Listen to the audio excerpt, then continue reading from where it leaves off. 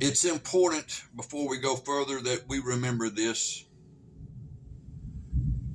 In the first Adam, because of what he did, everyone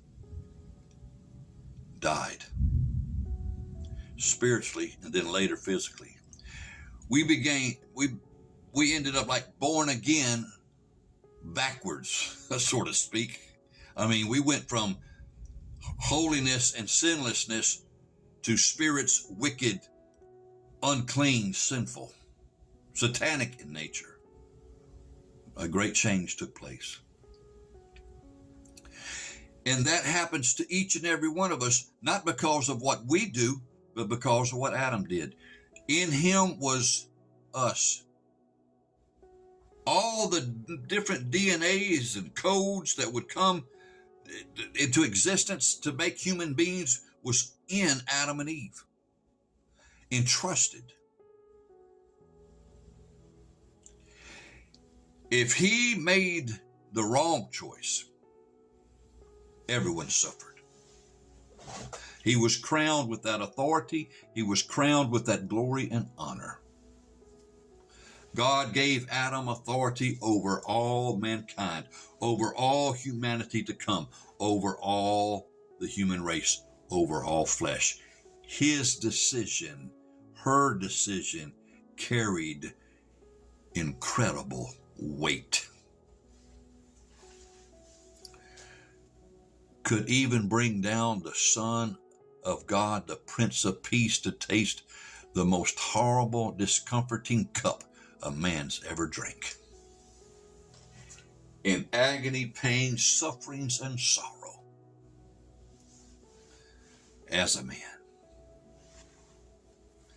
Adam had all of that power in his decisions. Eve too. Well, instead of standing in the temptation, they fell and wrecked everything. Deformities broke out inside them, spirit, soul, and body. Disfigurements from original images, likenesses, and intent began to show its ugly face all over creation that was under man's authority.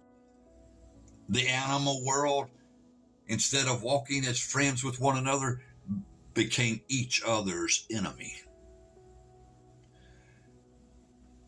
Adam and Eve give birth to Cain and Abel, and it's not long that curse and deformity that took place of the original images that was once in their heart was so changed to be so wicked that Cain, over religious jealousy, murdered his brother.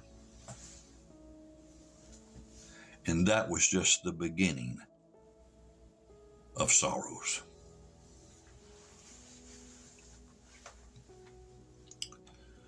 But God, to fix all this, folks, he had to devise a redemption plan where everlasting life could be upheld,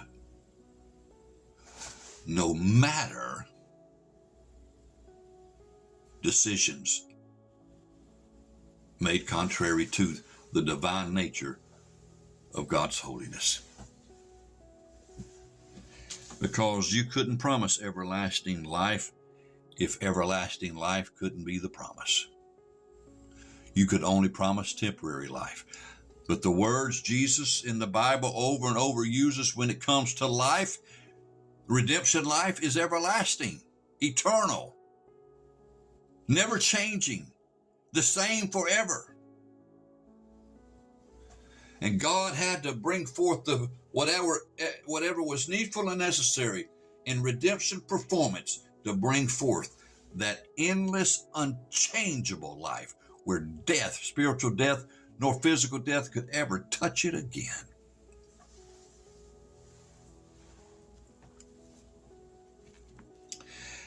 As Adam was the death to all,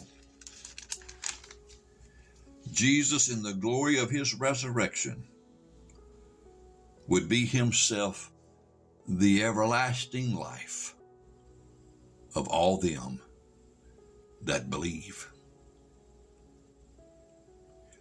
God would make his son,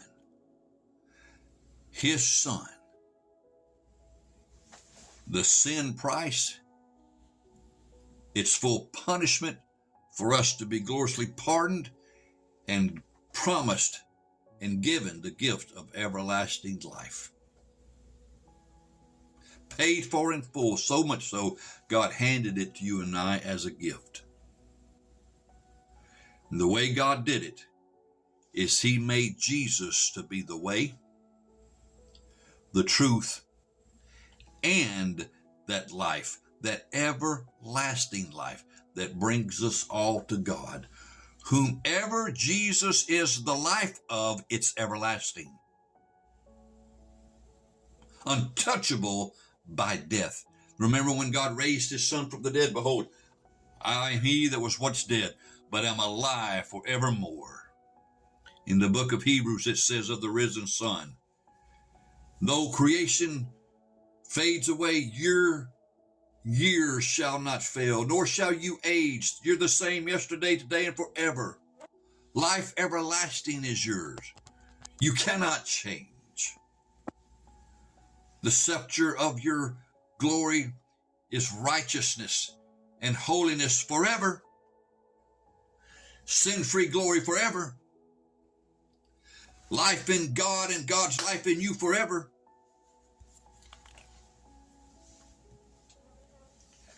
And when God, who pronounced all these things of Jesus Christ, made him all that glorious, everlasting, unchanging glory, and then he turns around and he tells you and I that Jesus is your life.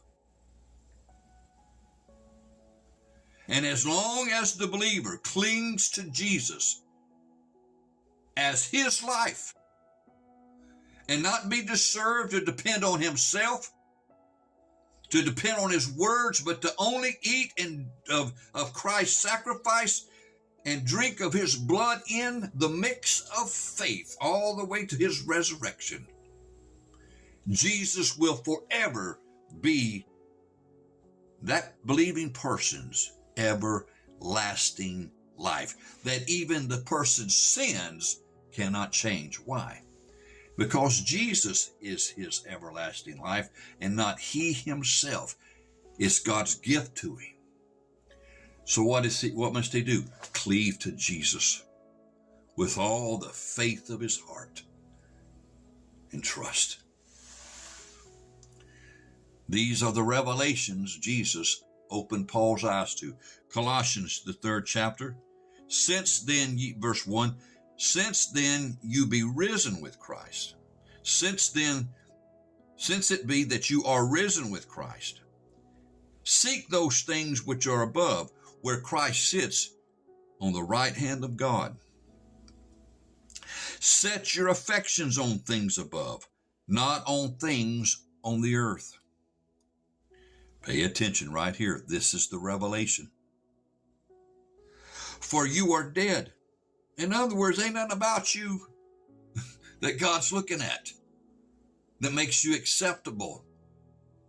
You cannot depend on yourself about anything. You are not your life everlasting. You are not your eternal life. You are not your everlasting life.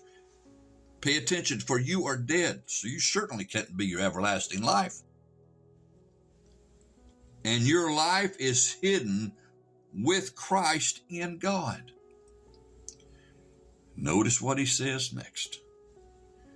When Christ, who is our life, what life? Everlasting life.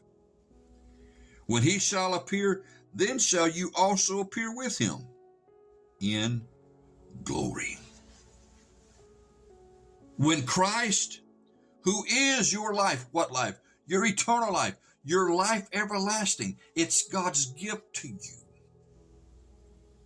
Freely given, because it's fully paid for through the blood of the Son of God's cross. More to come.